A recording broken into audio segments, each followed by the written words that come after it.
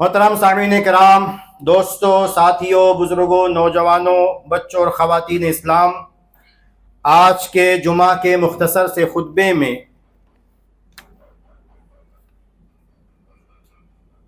ایک موضوع جس کا تعلق ہم تمام لوگوں سے ہے، اس پر انشاءاللہ اگر توفیق رہی تو 10 باتیں آپ کے سامنے رکھنے کی کوشش کروں گا، یا ان میں سے جو باتیں ہو پائیں گی وہ باتیں میں آپ کے سامنے رکھنے کی کوشش کروں گا۔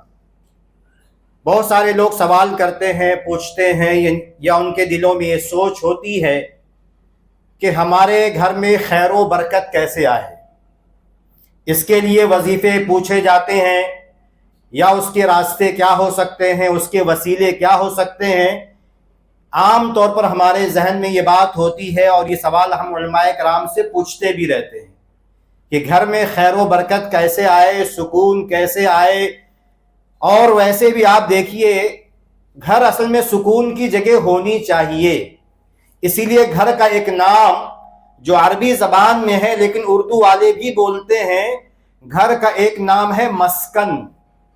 مسکن میں جو معنی ہے، ٹھیک ہے، سکونت کا بھی معنی ہے، رہائش اور رہنے کا بھی معنی ہے، لیکن اسی مسکن میں سکون کا معنی بھی ہے۔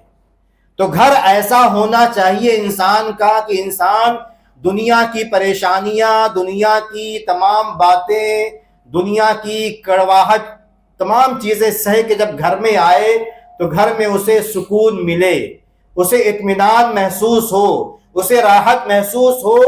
اور اس گھر کو پرسکون بنانا گھر میں رہنے والے تمام افراد کی ذمہ داری ہے، چاہے وہ سرپرست ہو، والدین ہوں، ان کے بچے، جوان بچے ہوں، چھوٹے بچوں کو ایسی تربیت دی جائے کہ جس کی وجہ سے ہمارا گھر سکون کا گہوارہ ہو، ہمارے گھروں میں اطمینان ہو، ہمارے گھروں میں جھگڑے نہ ہوں، ہمارے گھروں سے چیخ و پکار کی آواز نہ آئے، ہمارے گھر میں نیکیوں کا دورہ ہو، ہمارے گھروں میں کہیں بھی برائی اپنا پر نہ مار سکے۔ یہ تمام چیزیں ہمیں کوشش کرنی چاہیے کہ شریعت نے اس معاملے میں ہماری جو رہنمائی کی ہے، اس رہنمائی کی روشنی میں اپنے گھر کو پرسکون بنانے کی کوشش کی جائے۔ سادہ سی باتیں ہیں، اصل میں کہنا اور سننا یہ اہم نہیں ہوتا، ہم تمام لوگوں کو پتا ہے۔ اصل ہوتا ہے کہ انسان چھوٹی چھوٹی باتوں پر، چھوٹی چھوٹی سنتوں پر اپنی خوشیوں کو حاصل کرنے کے لیے ان باتوں پہ عمل کرے۔ پہلی چیز کرنی ہے، صحیح مسلم میں حدیث ہے، اللہ کے رسول صلی اللہ علیہ وسلم نے ارشاد فرمایا کہ جب کوئی انسان اپنے گھر میں داخل ہوتا ہے اور داخل ہوتے وقت اور کھانا کھاتے وقت اللہ کا نام لیتا ہے، بسم اللہ کہتا ہے، گھر میں داخل ہوتے وقت اور کھانا کھاتے وقت بسم اللہ کہتا ہے، تو شیطان کیا کہتا ہے؟ لا مبیت لکم ولا عشاء، آج اس گھر میں تمہیں سونے کی جگہ نہیں ملے گی، آج تمہیں اس گھر میں کھانا نہیں ملے گا۔ اور انسان جب اپنے گھر میں داخل ہوتا ہے اور داخل ہوتے وقت اللہ تعالیٰ کا ذکر نہیں کرتا، بسم اللہ نہیں کہتا، تو شیطان کہتا ہے کہ تم نے سونے کی جگہ پالی، آج میں اور میرے چیلے اس گھر میں بسیرا کریں گے، ٹھہریں گے۔ اور جب کھانے پر بسم اللہ نہیں کہتا تو شیطان کہتا ہے تمہیں گھر بھی مل گیا، ٹھکانہ بھی تمہیں مل گیا، اور تمہیں رات کا کھانا بھی مل گیا۔ تو کہنا کیا ہے؟ بہت سمپل، بہت سادہ سی بات ہے۔ پہلا اسٹیپ، پہلی چیز یہ کرنا ہے کہ گھر میں داخل ہو تو بسم اللہ کر کے داخل ہو، کھانا شروع کریں۔ چاہے وہ کھانے سے مراد، کبھی کبھی ایک چھوٹی سی غلط فہمی ہے کہ بعض دفعہ ہمارے ذہن میں یہ رہتا ہے کہ کھانے سے مراد پورا ہول میل، بڑا کھانا آئے گا دوپہر کا تو بسم اللہ کہیں گے، رات میں بڑا سا ڈنر آئے گا تو بسم اللہ کہیں گے۔ نہیں، کبھی کبھی غلط، چھوٹی سی غلط فہمی، آپ ایک گلاس پانی پیئیں تو بھی بسم اللہ کہیں، آپ کو ایک سیب کھانا ہو تو بھی بسم اللہ کر کے، ایک کیلا کھانا ہو تو بھی بسم اللہ کر کے، ایک کھجور کھانی ہو تو بھی بسم اللہ کر کے، ہر کھانے پہ انسان کو بسم اللہ کہنا چاہیے۔ ایک بات یہ تھی۔ دوسری بات کیا ہے کہ انسان جب اپنے گھر میں داخل ہو تو اپنے گھر والوں سے کہے السلام علیکم ورحمۃ اللہ وبرکاتہ۔ اللہ تبارک و تعالیٰ نے سورہ نور آیت نمبر 61 میں ارشاد فرمایا فَإِذَا دَخَلْتُمْ بُيُوتًا فَسَلِّمُوا عَلَىٰ أَنفُسِكُمْ، کہ جب تم گھروں میں داخل ہو تو اپنے آپ کو یعنی اپنے گھر والوں کو سلام کہو. تحیۃ من عند اللہ، یہ سلام اللہ تعالیٰ کی طرف سے سلام ہے. مبارکتن، دیکھیے جو میں نے کہا لفظ برکت، کے گھر میں برکت کیسے آئے. اللہ تبارک و تعالیٰ نے کہا قرآن کی اس آیت میں کہ یہ سلام مبارکتن برکت والا ہوتا ہے. طیبتن، اس میں خیر ہوتا ہے، اس میں بھلائی ہوتی ہے. تو اللہ تبارک و تعالیٰ نے ہمیں بتایا کہ اگر گھر میں بھلائی چاہیے، گھر میں برکت چاہیے، خیر چاہیے، تو ہمیں دوسرا کام یہ کرنا ہے کہ جب بھی گھر میں داخل ہوں آپ بھی اس بات کی پابندی کریں، بیوی کو بھی پابندی کروائیں، بچوں کو بھی پابندی کروائیں. اگر گھر سے شیطان کو نکالنا ہے، برکتوں کو داخل کرنا ہے، سکون پانا ہے کہ گھر میں انسان داخل ہو. کیونکہ آپ جانتے ہیں، آپ نے علماء کرام سے بار بار سنا ہوگا کہ ہم سلام میں کہتے کیا ہے؟ السلام علیکم ورحمۃ اللہ وبرکاتہ، کہ آپ پر سلامتی ہو، سکون ہو، امن ہو، چین آپ کو ملے. یہ ہم اپنے گھر والوں کو دعا دیتے ہیں. ورحمۃ اللہ، اللہ کی رحمتیں آپ پر نازل ہو. سلام میں ہم یہ اپنے گھر والوں کو دعا دیتے ہیں. وبرکاتہ، اللہ کی برکتیں آپ پر نازل ہو، ہم گھر والوں کو اس بات کی دعا دیتے ہیں. آپ سوچئے ہم نکلتے آتے جاتے، ہم 24 گھنٹے میں یا جو بھی اب جاگتے ہوئے گھنٹے ہمارے گزرتے ہیں، میں آپ، ہمارے بچے، بیوی، سب السلام علیکم ورحمۃ اللہ وبرکاتہ کہیں گے تو اس گھر میں برکتیں کیوں نہیں ہوں گی؟ رحمتیں اللہ کی کیوں نہیں ہوں گی؟ اللہ تبارک و تعالیٰ کی طرف سے سلامتی نازل کیوں نہیں ہوگی؟ تو دوسرا چھوٹا سا اسٹیپ ہمیں اپنی زندگی کا روٹین یہ بنانا ہے کہ جب بھی گھر میں داخل ہوں تو السلام علیکم ورحمۃ اللہ وبرکاتہ کہہ کے داخل ہوں. تیسری بات یہ ہے کہ انسان اپنے گھر میں قرآن کریم کی تلاوت کرے. مطلق قرآن کریم کی فی الحال بات کر رہا ہوں کہ گھر میں قرآن کریم کی تلاوت ہونی چاہیے. آپ بھی گھر میں قرآن کریم کی تلاوت کریں، بیوی سے بھی کہیں کہ وہ بھی تلاوت کرے، بچوں کو عادی بنائے. روٹین، چاہے صبح کا روٹین ہو، چاہے دوپہر کا روٹین ہو، چاہے شام میں ہو، جتنا ہو سکتا ہے کم سے کم ایک صفحہ، پاؤ پارا، آدھا پارا، ایک پارا. اور انسان کے پاس وقت بہت ہے. کوئی بھی ہم میں سے زندگی گزر گئی، اب احساس ہے کہ انسان کے پاس وقت کی کمی نہیں ہے. انسان اپنے اوقات کو یہاں وہاں بہت ضائع کرتا ہے، بہت ویسٹ کرتا ہے. وقت کی کمی ہمارے پاس نہیں ہے. ہم جھوٹ بولتے ہیں کہ میرے پاس وقت نہیں ہے. ہمارے پاس وقت بہت ہے، بس اسے مینج کیسے کرنا ہے، اسے استعمال کیسے کرنا ہے. انسان جیسا استعمال کرے گا اس کی زندگی میں، اس کی آخرت میں نتائج ویسے اس کو ملیں گے. اس لیے ہمیں وقت کا صحیح استعمال کرتے ہوئے ایک اشارہ کر دیتا ہوں. صحیح بخاری کی حدیث ہے، اسید بن حضیر رضی اللہ تعالی عنہ کہتے ہیں کہ ایک رات وہ سورہ بقرہ کی تلاوت کر رہے تھے اور ان کا گھوڑا وہاں پاس میں بندھا ہوا تھا. اچانک جو ہے گھوڑا بدکا، اس کے بعد وہ خاموش ہو گیا. پھر انہوں نے پڑھنا شروع کیا، وہ خاموش ہو گئے تو گھوڑا بھی خاموش ہو گیا. انہوں نے پھر پڑھنا شروع کیا تو پھر گھوڑا بدکنے لگا. وہ خاموش ہو گئے تو گھوڑا بھی خاموش ہو گیا. کئی مرتبہ اس طرح ہوا اور ان کے بیٹے اسید بن حضیر رضی اللہ تعالی عنہ کے بیٹے یحییٰ قریب میں بیٹھے یا لیٹے ہوئے تھے. اسید رضی اللہ تعالی عنہ کو یہ ڈر ہوا کہیں گھوڑا ان کو کچل نہ دے. اس کے بعد کہتے ہیں جب انہوں نے آسمان کی طرف سر اٹھایا تو انہیں کچھ نظر آیا. صبح نبی کے پاس پہنچے اور نبی نے ان سے کہا کہ حذیر قرآن کی تلاوت کرو، حذیر قرآن کی تلاوت کرو. تو میں نے کہا کہ اللہ کے رسول مجھے ڈر ہوا کہیں وہ گھوڑا میرے بچے کو کچل نہ دے، اور میں نے سر اٹھایا. اور اس کے بعد کہتے ہیں کہ میں نے دیکھا کہ آسمان کی طرف بادل میں اونچائی کی طرف مثل الظلہ، بادل کی طرح کچھ ہے، اور ایسا لگتا ہے فیہا امثال المصابیح، بادل ہے اور بادل میں چراغ جل رہے ہیں. مجھے ایسا لگا، میں نے سر اٹھایا اوپر کی طرف تو نبی میں نے دیکھا کہ بادل جیسا کچھ نظر آ رہا ہے اور اس بادل میں کئی چراغ جل رہے ہیں. اس کے بعد جب میں نے تلاوت چھوڑ دی، میں خاموش ہو گیا تو وہ بادل اوپر چلا گیا. نبی نے کہا ان سے وَتَدْرِي مَا ذَاكَ، تمہیں پتا ہے وہ بادل، وہ چراغ کی روشنی، وہ چیزیں کیا تھیں؟ تو انہوں نے کہا کہ لا، میں نہیں جانتا. نبی نے فرمایا تِلْكَ الْمَلَائِكَةُ دَنَتْ لِصَوْتِكَ، وہ فرشتے تھے تمہاری تلاوت سننے آئے تھے، تمہاری آواز سن کر وہ تم سے قریب ہوئے تھے، تمہارے گھر کے قریب ہوئے تھے۔ اگر تم صبح تک تلاوت کرتے رہتے تو وہ فرشتے لوگوں کی نگاہوں سے اوجھل نہیں ہوتے اور لوگ فرشتوں کو دیکھتے، اس چیز کو کم سے کم دیکھتے جو سامنے تم کو نظر آ رہی تھی۔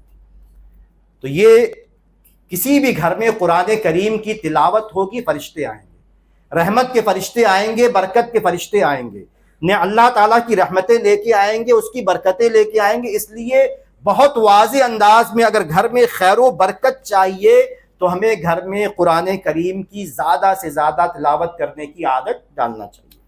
چوتھی بات میں نے اس سے پہلے کہا کہ ایک تو یہ ہے کہ قرآن کریم کی مطلق تلاوت، اور دوسری بات یہ ہے کہ سورہ بقرہ پڑھی جائے۔ بڑی سورت ہے، آسان نہیں ہے پڑھنا، لیکن آپ کوشش کریں کہ سورہ بقرہ پڑھیں۔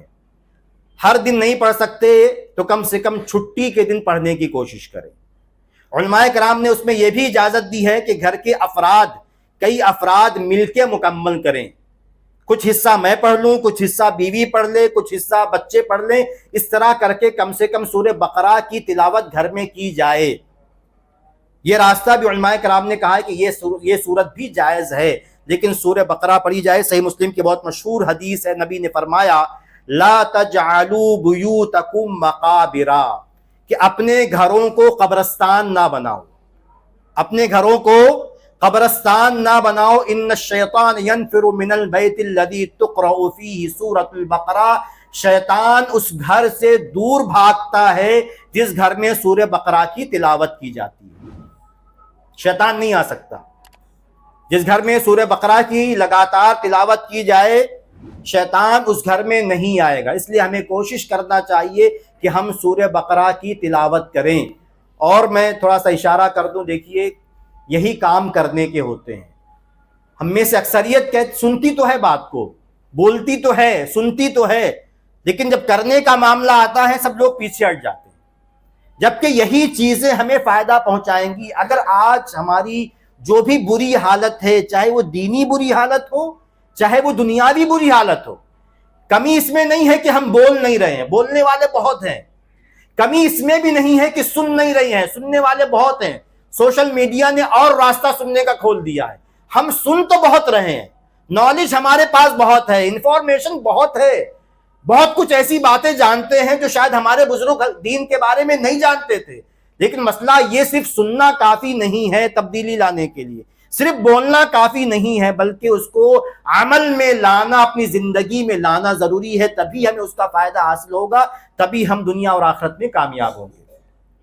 ایک اور حدیث اسی معنی کی ہے، صحیح مسلم میں نبی اکرم صلی اللہ علیہ وسلم نے ارشاد فرمایا اقرؤوا سورۃ البقرہ، کہ سورہ بقرہ کی تلاوت کرو، فإن أخذها برکہ، کیونکہ سورہ بقرہ کے پڑھنے میں برکت ہے، وترکها حسرہ، اور جو انسان سورہ بقرہ نہیں پڑھے گا اسے حسرت ہوگی، اسے پچھتاوا ہوگا قیامت کے دن کہ کاش میں نے دنیا میں سورہ بقرہ پڑھی ہوتی تو آج سورہ بقرہ پڑھنے والوں کو جو بلندی درجات حاصل ہو رہا ہے، جو اللہ تعالیٰ کی نعمتیں مل رہی ہیں، اللہ تعالیٰ کی جو نعمتیں اور جو اس کا خیر، اس کی جو برکتیں آج ان کو قیامت میں نظر آئیں گی، جو درجات کی بلندی نظر آئے گی، انسان پچھتائے گا کہ کاش اس نے سورہ بقرہ پڑھی ہوتی۔ اور اللہ کے رسول صلی اللہ علیہ وسلم نے ارشاد فرمایا وَلَا تَسْتَطِيعُهَا الْبَطَلَةَ، خاص بات سورہ بقرہ کی یہ ہے کہ سورہ بقرہ پڑھنے سے جادو کا اثر زائل ہو جائے گا۔ جادوگر اس کو توڑنے کی طاقت، نبی نے کہا کہ جادوگر اسے توڑنے کی طاقت نہیں رکھتے۔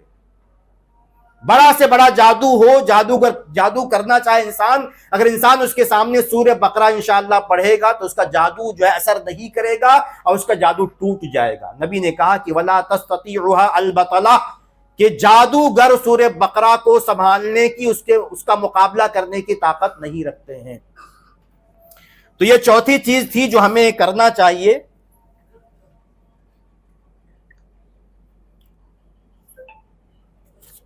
آپ لوگوں کی گھڑی کنفیوز کرتی، ٹھیک ہے،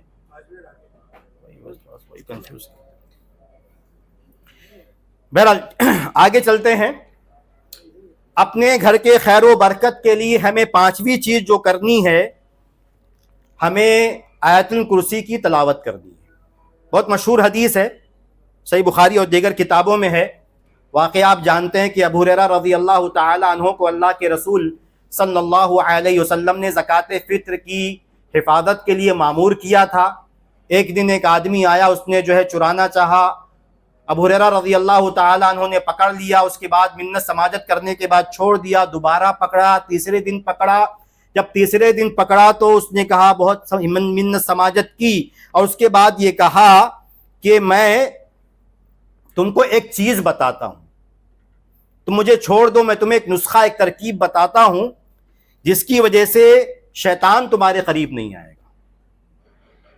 کہ اذا اویت الی فراشک، جب تم اپنے بستر پہ جاؤ، فقرا آیت الکرسی، تو آیت الکرسی کی تلاوت کرنا، لن یزال علیک من اللہ حافظ، کہ اللہ تبارک و تعالیٰ کی طرف سے تم پر ایک نگراں، تمہاری حفاظت کرنے والا رہے گا، ولا یقربک شیطان حتی تصبح، اور صبح تک شیطان تمہارے قریب نہیں آئے گا۔ تو یہ ایک راستہ اپنے گھر کی حفاظت کا، اپنی حفاظت کا، اپنے بچوں کی حفاظت کا یہ ہے کہ سونے سے پہلے میں آیت الکرسی پڑھ کے سوؤں، بیوی کو تلقین کروں وہ آیت الکرسی پڑھ کے سوئے، بچوں کو یاد کرایا جائے، چاہے ٹھیک ہے فی الحال شروعات میں دیکھ کے پڑھیں، دھیرے دھیرے یاد ہو جائے گی آیت الکرسی، تو انشاءاللہ زبانی پڑھ کے سونے سے پہلے آیت الکرسی پڑھیں گے تو انشاءاللہ شیطان قریب نہیں آئے گا، اور شیطانی خواب بھی نہیں آئیں گے، کیونکہ جو ڈراؤنے خواب آتے ہیں، نبی اکرم صلی اللہ علیہ وسلم نے ارشاد فرمایا، مشہور حدیث، صحیح حدیث کی، جو ڈراؤنے خواب ہوتے ہیں شیطان کی طرف سے ہوتے ہیں۔ تو اگر بچے آیت الکرسی انشاءاللہ پڑھ کے سوئیں گے تو ان کو ڈراؤنے خواب بھی نہیں آئیں گے ان کی نیند میں۔ تو ہمیں اپنے آپ کی حفاظت کے لیے، اپنے گھر والوں کی حفاظت کے لیے یہ چیز، اس کو یاد کر لینا چاہیے، آیت الکرسی کو یاد کر لینا چاہیے، اور اسے پڑھنے کی پابندی کرنی چاہیے۔ چھٹی چیز جو ہمیں کرنی ہے اپنے گھر کی حفاظت کے لیے، گھر کو خیر و برکت کا مرکز بنانے کے لیے، کہ گھر میں کوئی تصویر، بت یا صلیب نہیں ہونی چاہیے۔ صحیح بخاری کی حدیث عائشہ رضی اللہ تعالی عنہا بیان کرتی ہیں کہ اللہ کے رسول صلی اللہ علیہ وسلم گھر میں اگر کوئی کراس دیکھتے، کوئی صلیب دیکھتے، اسے توڑ دیتے۔ نبی اپنے گھر میں کوئی صلیب نہیں رکھتے تھے، کوئی کراس نہیں رکھتے تھے، تو گھر میں کوئی کراس، کوئی ایسی چیز نہیں رکھی جا سکتی۔ اسی طرح اللہ کے رسول صلی اللہ علیہ وسلم نے ارشاد فرمایا، صحیح مسلم کی حدیث ہے، ابو ہریرہ رضی اللہ تعالی عنہ اس کے راوی ہیں، کہتے ہیں کہ نبی اکرم صلی اللہ علیہ وسلم نے ارشاد فرمایا کہ فرشتے اس گھر میں داخل نہیں ہوتے جس گھر میں تصویریں ہوں یا بت پائے جائیں، مجسمے پائے جائیں۔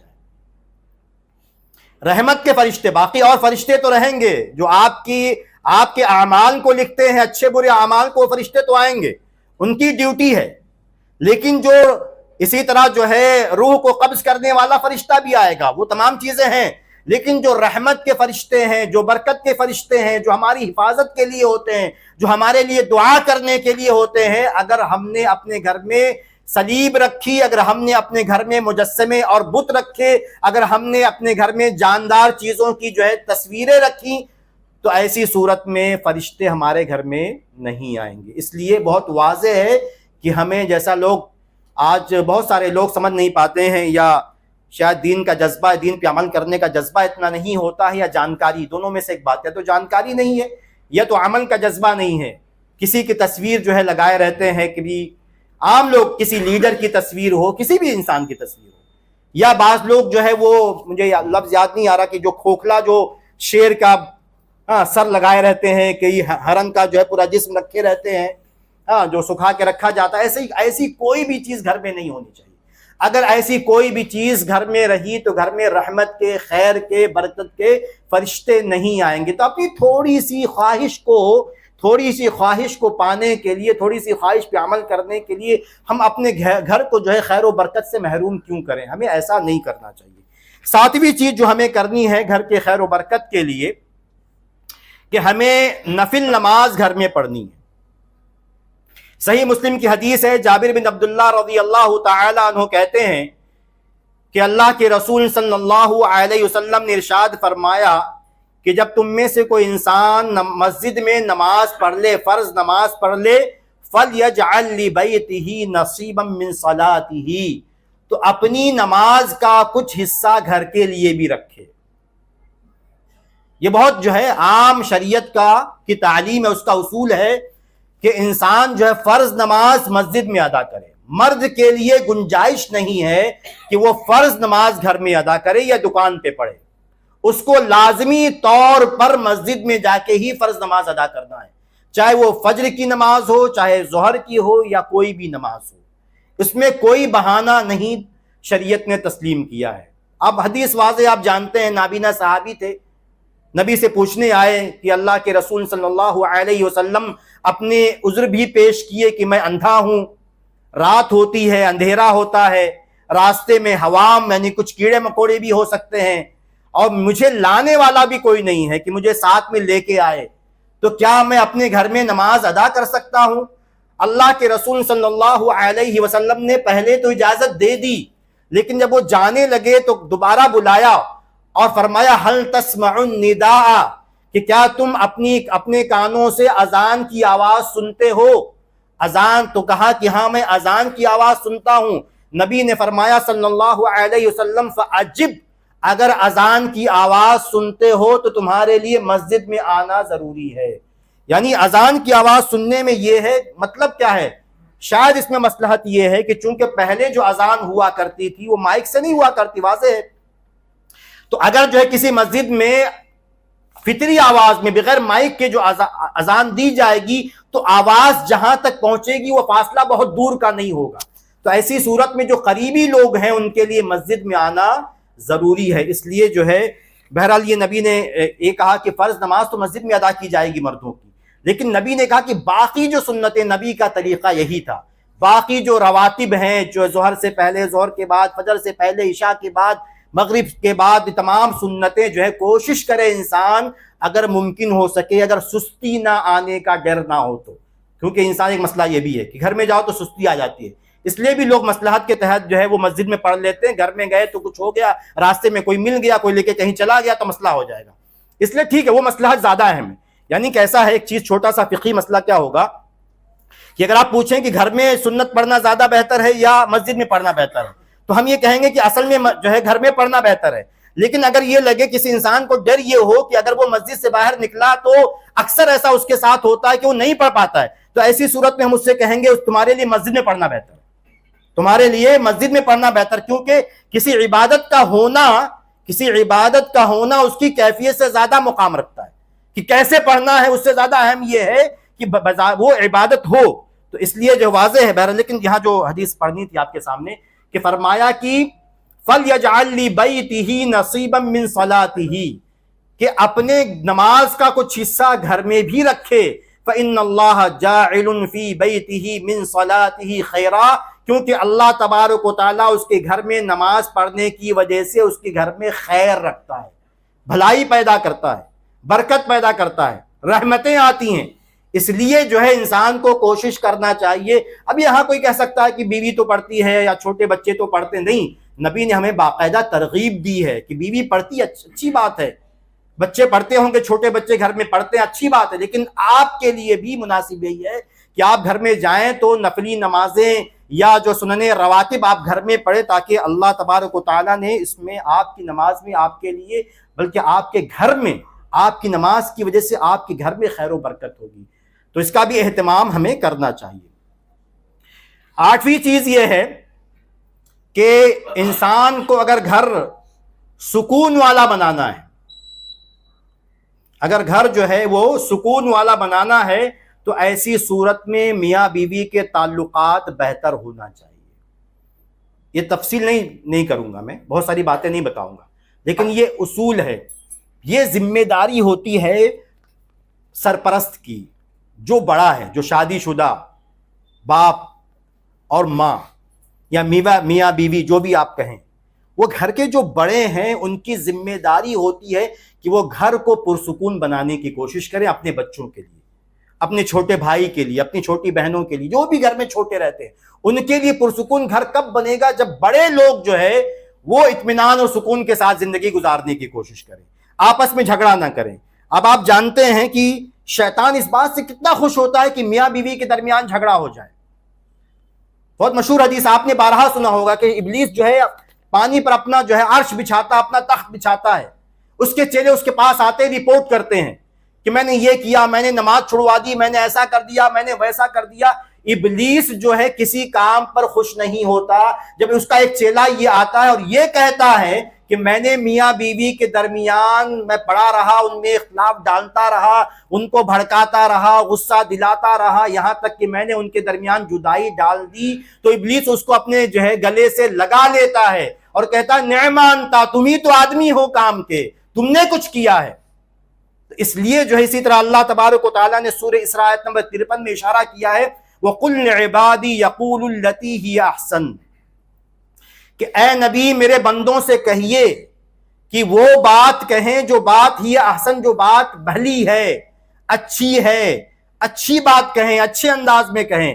ان الشیطان ینزغ بینہم، کیونکہ شیطان انسانوں کے دلوں میں، انسانوں کے درمیان نفرت پیدا کرتا ہے. اس کا کام یہ ہے، بڑے کاموں میں سے اس کے یہ ہے، اس کا یہ بڑا ٹاسک ہے کہ میاں بیوی کے درمیان، انسانوں کے درمیان نفرت پیدا کرنا، بغض پیدا کرنا، کینہ پیدا کرنا، جھگڑے لگانا، تاکہ یہ گھر برباد ہو جائے. کیونکہ اگر ایک گھر برباد ہوا تو محلہ برباد ہوتا ہے، تمام گھر ایسے ہی برباد ہوں گے، محلہ برباد ہوگا اور ایسی ہی پوری قوم برباد ہوتی ہے. کیونکہ کوئی گھر یہ کسی معاشرے کے لیے ایک یونٹ ہوتا ہے اور انہی یونٹوں سے مل کے پورا معاشرہ، محلہ، معاشرہ بنتا ہے. اس لیے اس کا خاص طور سے آپ شوہر ہیں، بڑے ہیں گھر کے، آپ کو اس کا خیال کرنا گھر میں جھگڑے جیسا ماحول نہ پیدا ہو پائے، ناچاقی نہ ہو، نوک جھونک نہ ہو، سکون سے، اطمینان سے. وہ تمام ایک الگ موضوع ہے وہ، لیکن یہ ضروری ہے گھر میں سکون پیدا کرنے کے لیے. 9ویں بات جو کہنی ہے کہ انسان اپنے بچوں کے لیے دعاؤں کا اہتمام کرے. ہم بچے کی خوشی کے لیے ہر کام کرتے ہیں. یہ بڑے افسوس کی بات کبھی کبھی اپنے لیے بھی ہوتی ہے. سمجھ میں آتا ہے کہ ہم سوچتے ہیں بچے کو اچھے اسکول میں داخل کریں گے، اچھا کپڑا پہنائیں گے، سب کچھ اچھا، لیکن جہاں دینی تربیت کی بات آتی ہے ہم لاپرواہی میں گزر جاتے ہیں. جیسا اہتمام کرنا چاہیے، جیسی توجہ دینی چاہیے اور جو محنت کرنی چاہیے، ہم میں سے اکثریت وہ محنت نہیں کر پاتی، کیونکہ وہ خود بھی دین کے راستے پر پوری طرح نہیں ہوتی ہے، وہ خود بھی دین کی پابند نہیں ہوتی ہے. تو مقصد کبھی بھی جو ہے خطبے کا تان و تشنیع نہیں ہے، لیکن ہم میں سے ہر انسان اپنے آپ کو دیکھے، اصلاح کرنے کی کوشش کرے. ایک چھوٹی چیز ہے، صحیح بخاری کی روایت ہے، عبداللہ بن عباس رضی اللہ تعالی عنہ بیان کرتے ہیں کہ اللہ کے رسول صلی اللہ علیہ وسلم حسن حسین رضی اللہ تعالی عنہما کو دعا پڑھ کے ان کو پھونکتے تھے، ان کے اوپر، ان کو شیطان کے چالوں سے، شیطان کے وسوسے سے، شیطان کے خطرات سے، ان چیزوں سے بچانے کے لیے دعا پڑھتے تھے. اور نبی کہا کرتے تھے ان اباکما کان یعوذ بہما اسماعیل و اسحاق، کہ تمہارے باپ ابراہیم علیہ السلام اپنے بیٹے اسماعیل اور اپنے بیٹے اسحاق کے لیے یہ دعا ان پر دم کیا کرتے تھے. اور وہ دعا کیا ہے؟ کہ گویا کہ یہ دعا ایسی ہے جو پچھلے انبیاء کرام سے منقول ہوتی آئی ہے. نبی نے وضاحت کر دی کہ یہ دعا ابراہیم علیہ السلام اسماعیل علیہ السلام پر پڑھ کے دم کیا کرتے تھے، اسحاق علیہ السلام پر پڑھ کے دم کیا کرتے تھے. وہ دعا کیا ہے؟ اعوذ بکلمات اللہ التامہ، کہ میں اللہ تعالیٰ کے مکمل کلمات کے واسطے سے پناہ مانگتا ہوں، من کل شیطان وہامہ، ہر شیطان سے اور ہر کیڑے مکوڑے سے، ومن کل عین لامہ، اور ہر جو ہے ایسی آنکھ سے جو نظر لگاتی ہے. تو ہمیں اس کا بھی اہتمام کرنا چاہیے، کیونکہ شریعت کی نگاہ میں دیکھیے، ہم ایمان لانے میں ایک اہم چیز یہ ہے کہ غیب پر ایمان لانا. اشارہ تھوڑا سا کر دوں، غیب جو چیزیں ہمارے جو ہم آنے والی ہیں یا دنیا میں موجود ہیں لیکن ہماری نگاہوں سے اوجھل ہیں. ہم جنات کو دیکھ نہیں رہے، لیکن جنات، قرآن و حدیث کے دلائل موجود ہیں کہ جنات کا وجود ہے. ہم جنات کو مانتے ہیں اور اس بات کو مانتے ہیں کہ جنات انسانوں کو نقصان پہنچا سکتے ہیں.